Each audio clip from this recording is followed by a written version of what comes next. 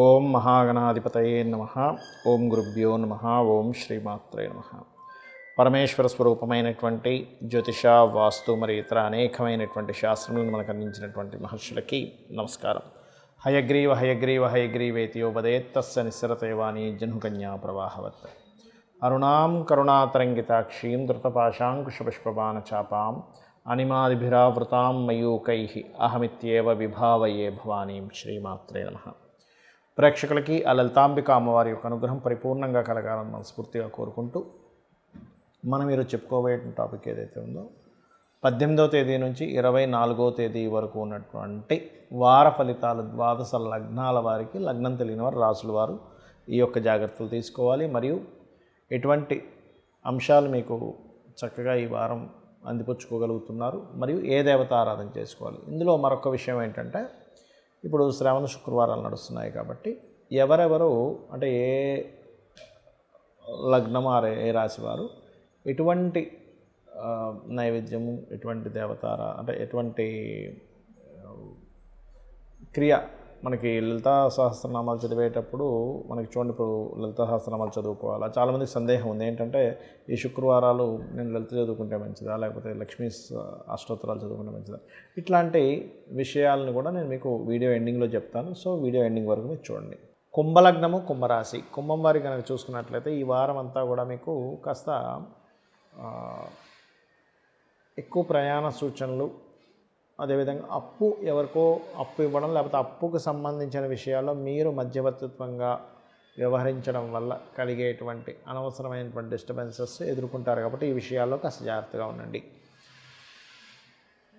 మీ జన్మజాతక చక్రంలో 4వ అధిపతి సప్తమ స్థానంలో ఉన్నందుకు తల్లిగారి మూలంగా ఏదైనా ఒక సంబంధం, అంటే గవర్నమెంట్ ఎంప్లాయీ కావచ్చు, మెడికల్ రంగాల్లో ఉండేటువంటి వారు కావచ్చు, అటువంటి సంబంధాలు రావడము, లేనట్లయితే ఈ సప్తమ స్థానంలో రేవున్నందుకు కొంచెం డిగ్నిఫైడ్ నేచర్ ఉన్న వ్యక్తులు, మెడికల్ రంగాలనే కాకుండా రాజకీయ బ్యాక్గ్రౌండ్ ఉన్నటువంటి వారు, కొంచెం అంటే సొసైటీలో ఒక మంచి దీంట్లో ఉన్నటువంటి వారు, స్కూల్స్, కాలేజెస్, లేనట్లయితే ఫ్యాక్టరీస్, కొన్ని గవర్నమెంట్ డీల్స్ చేసేటువంటి సంబంధాలు వచ్చేటువంటి ఛాన్సెస్ అధికంగా కనిపిస్తున్నాయి.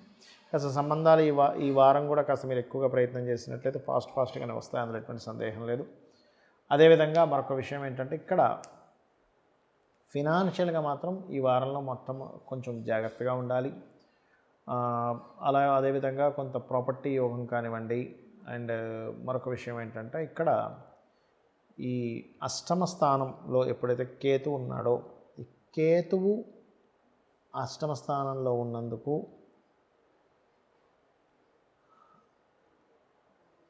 అష్టమాధిపతి మీకు షష్టమంలోకి వస్తున్నందుకు గమనించుకున్నట్లయితే, ఈ అష్టమంలో ఉన్నటువంటి కేతువు వల్ల కొంచెం యాన్స్టర్స్ ప్రాపర్టీ, పూర్వీకుల ఆస్తులకు సంబంధించినటువంటి విషయంలో అన్నదమ్ముల మధ్యన కానివ్వండి, రకరకాల వాళ్ళ మధ్యన ఉండేటువంటి చిన్న చిన్న డిస్ప్యూట్స్ ఇట్లాంటివి చూపిస్తున్నాయి. అది కూడా ఎప్పుడు 23, 24 తేదీలు ఎక్కువగా చూపిస్తుంది.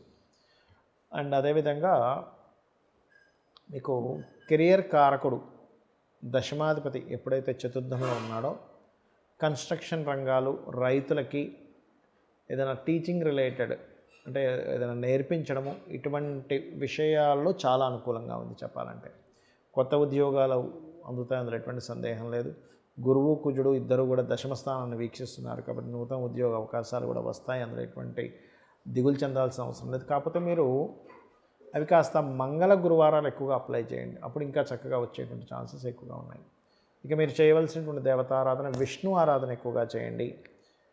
రాహువు, కేతువు, కుజ ఈ 3 గ్రహాల దగ్గర దీపారాధన చేయండి. వీలైతే శని భగవానుడి దగ్గర దీపారాధన చేయండి, ఎందుకంటే లగ్నంలో ఉన్న శని వక్రించాడు.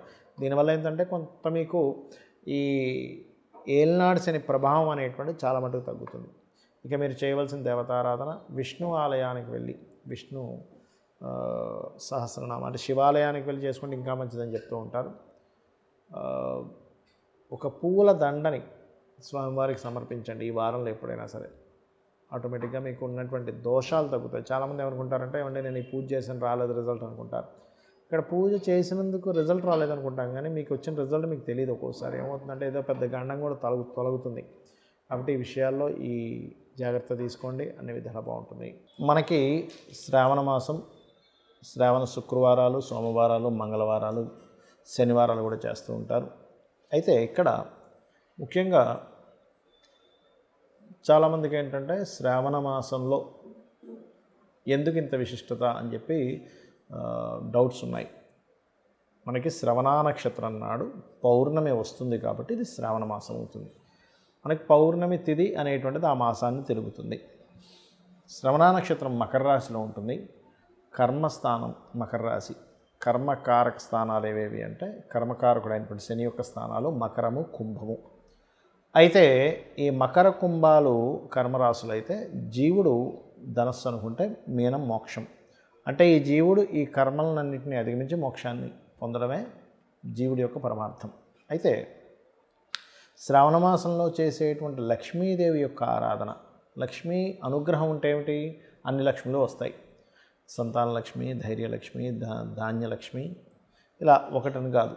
అయితే ఇక్కడ విద్యాలక్ష్మి ఈ రకంగా ఉంటాయి. అయితే ఇక్కడ ఏంటంటే మరి ఒక్కొక్క ప్రాబ్లంకి ఒక్కొక్క రకమైనటువంటి చేసుకోవచ్చు. ఒక్కో లగ్నానికి ఒక్కో రకమైనటువంటి పరిహారం చేసుకోవచ్చు. ఇప్పుడు లగ్నం తెలియదు, రాశి తెలియదు, కానీ నాకు ఈ ప్రాబ్లం ఉందండి, ఈ శ్రావణ మాసంలో లక్ష్మీదేవి యొక్క అనుగ్రహం కలగాలి అంటే ఏ మంత్రం చేసుకోవాలి చూసుకున్నట్లయితే సింపుల్గా ఒకటే గుర్తుపెట్టుకోండి.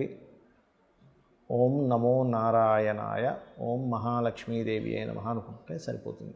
అంటే నాకు పెద్ద పెద్ద శ్లోకాలు రావుస్తూ ఏమి చేయలేను అనుకునేటువంటి వారికి సింపుల్గా చెప్తున్నా. అయితే ఇక్కడ అమ్మవారిని పూజించేటప్పుడు ఎవరికైనా గురుబలం లేదు, సంతానహీనత, సంతానం సంబంధించిన విషయంలో ఇబ్బంది పడుతున్నాం అనుకునేటువంటి వారు గంధం తీసుకొని గంధంతో పూజించండి. ఖచ్చితంగా సంతాన ప్రాప్తి, సంతాన లక్ష్మిని ఇస్తుంది అమ్మవారు. ధైర్యలక్ష్మి అంటూ ఉంటారు. కుంకుమతో పూజించండి అమ్మవారిని. ధైర్యం అనేటువంటిది మీకు తెలియకుండానే, అంటే ధైర్యం ఎలా వస్తుంది, అపోహలు, అనవసరమైనటువంటి భయాల నుంచి మీరు బయటపడినప్పుడు, అంటే జ్ఞానం వస్తే ధైర్యం వస్తుంది. కాబట్టి జ్ఞానానికి ప్రతీకగా మనం బిల్వపత్రాన్ని శివుని మీద పెట్టి కనుక చేసినట్లయితే జ్ఞానం వస్తుంది. అలాగే మరొక విషయం ఏంటంటే సంతానము,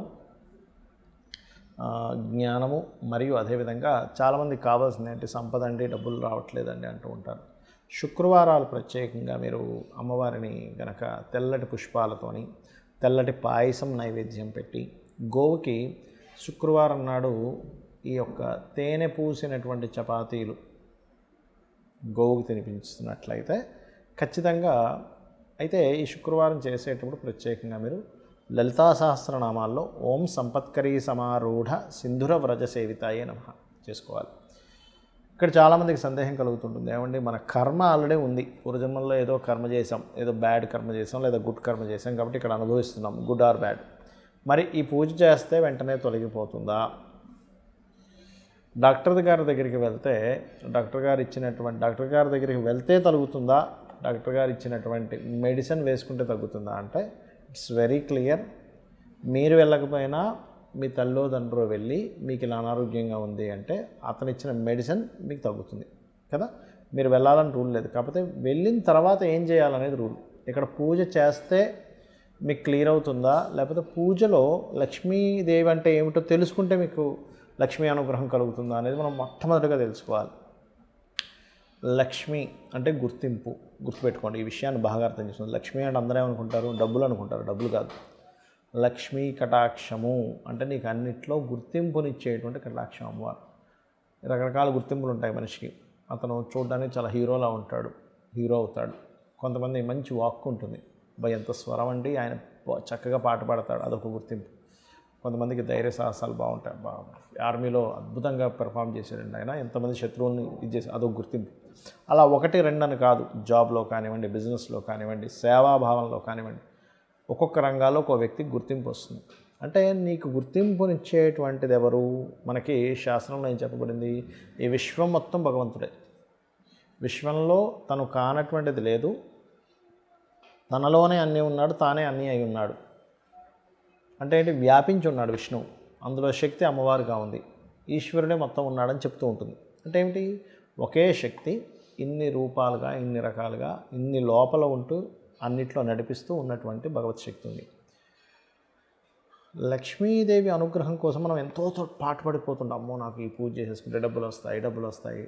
అవి రావని నేను చెప్పట్లేదు, కానీ లక్ష్మీదేవి అంటే ఏమిటి అనేటువంటిది మీరు పూర్తిగా తెలుసుకోకపోతే మీరు ఎన్ని పూజలు చేసినా వేస్ట్ అని చెప్తాను నేను. 100% అందులో ఎటువంటి డౌట్ లేదు. మీరు లక్ష్మీదేవి అంటే ఏంటో మీరు తెలుసుకోకపోతే మీరు ఎన్ని పూజలు చేసినా వేస్టే. ఎందుకంటే జ్యోతిష్శాస్త్రంలో ధనాన్ని సుఖాన్ని ఇచ్చేటువంటి గ్రహం శుక్రుడిగా చెప్తారు, కానీ దాన్ని యాక్టివేట్ చేసే గ్రహాలు బుధ శనులుగా చెప్తారు. అంటే ఏమిటి? బుధుడు అంటే ఏమిటి? బుద్ధి, పూర్వజన్మ కర్మ. బుధుడికి పూర్వజన్మ కర్మస్థానం ఇవ్వబడింది, కమ్యూనికేషన్ ఇవ్వబడింది. అంటే ఎవరితో ఏం మాట్లాడుతున్నాము, ఎలాంటి పని చేస్తున్నాము, ఎటువంటి కర్మ చేస్తున్నాము. అలాగే శని నిత్యకర్మ, అంటే మనం చేసేటువంటి జాబ్ కావచ్చు, వీటన్నిటికీ కారకుడవుతాడు. అంటే నీ బుద్ధి, నీ యొక్క జాబు, నీ చూసే పనితో లక్ష్మీ అనుగ్రహం సంబంధం కలిగింది. ఒక హోటల్ పెట్టుకున్న వ్యక్తి ఆ హోటల్లో అద్భుతమైన టేస్టీ టిఫిన్ ఇస్తున్నాను, అదే గుర్తింపు. ఒక సంగీతకారుడు ఉదాహరణకి ఇళయరాజా గారు ఉన్నారు, అద్భుతమైన సాంగ్స్. అదే ఇళయరాజా గారు కనుక సరైనటువంటి సాంగ్స్ ఇవ్వకపోతే మనం అందరం అసలు ఇళయరాజా గారిని చూసి ఉండేవాళ్ళమే కాదు. రెహమాన్ కావచ్చు, ఇళయరాజా గారు కావచ్చు, ఇంకా చాలామంది మ్యూజిక్ డైరెక్టర్స్ ఉన్నారు, ఒకళ్ళిద్దరని కాదు, చాలామంది ఉన్నారు అలా అద్భుతంగా చేసేది. అలాగే గాయకులు ఉన్నారు. అంటే ఇక్కడ ఏమిటి? నువ్వు చేసే పనిలో నాణ్యతని బాగా పెంచేలాగా, ధర్మంగా ఉండేలాగా, నీ ధర్మాన్ని నువ్వు చేసుకుంటూ వెళ్తూ నువ్వు పర్ఫెక్ట్గా కనుక ఉండగలిగితే అదే లక్ష్మి. ఇది అన్ని విషయాలకి వస్తుంది. ఆరోగ్యం విషయంలో నువ్వు ఎంత జాగ్రత్త తీసుకున్నావు, ఆరోగ్య లక్ష్మి. సంతానం విషయంలో నువ్వు ఎంత జాగ్రత్త తీసుకుంటున్నావు, సంతాన లక్ష్మి. ఇవన్నీ మనము దాంట్లోనే భగవంతుడు ఉన్నాడని అర్థం చేసుకున్నట్లయితే ఖచ్చితంగా బాగుంటుంది. ఇక మరి ఇవన్నీ ఉంటే మనం లక్ష్మీదేవిని ఎందుకు పూజించాలి అంటే ఇవన్నీ తానే అయ్యింది కాబట్టి తన కృతజ్ఞత తెలుపుతూ శ్రావణ శుక్రవారాలు చేసుకోవాలి. ఇలా మీరు చేయండి, అన్ని విధాలా మీకు బాగుంటుంది. ఆ లలిత అమ్మవారి యొక్క అనుగ్రహం కూడా కలుగుతుంది.